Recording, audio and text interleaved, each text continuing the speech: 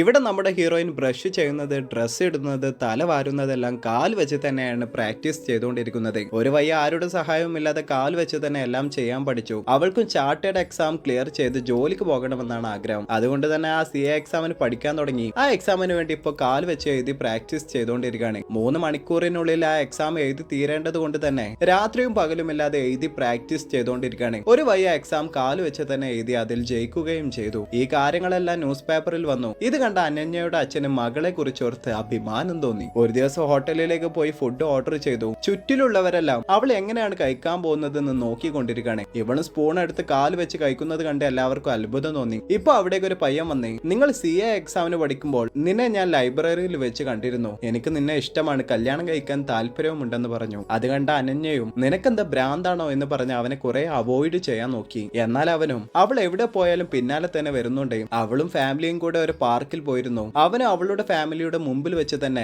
അവന്റെ ലവ് വീണ്ടും പറഞ്ഞു. ഓൾറെഡി ഇവളെ വേണ്ട എന്ന് പറഞ്ഞു പോയ മറ്റവനും തിരിച്ചു വന്നേ, നിങ്ങളുടെ മകളെ എനിക്ക് കല്യാണം കഴിക്കാൻ ഇപ്പോഴും താല്പര്യമുണ്ടെന്ന് പറഞ്ഞു. എന്നാൽ അവളും എനിക്ക് നിന്നെ കല്യാണം കഴിക്കാൻ താല്പര്യമില്ല എന്ന് പറഞ്ഞു. അവസാനം ഇവളുടെ ആ അവസ്ഥയിലും ഇഷ്ടമാണെന്ന് പറഞ്ഞവനെ കല്യാണം കഴിച്ച് അവന്റെ കൂടെ സന്തോഷമായി ജീവിക്കാൻ തുടങ്ങി.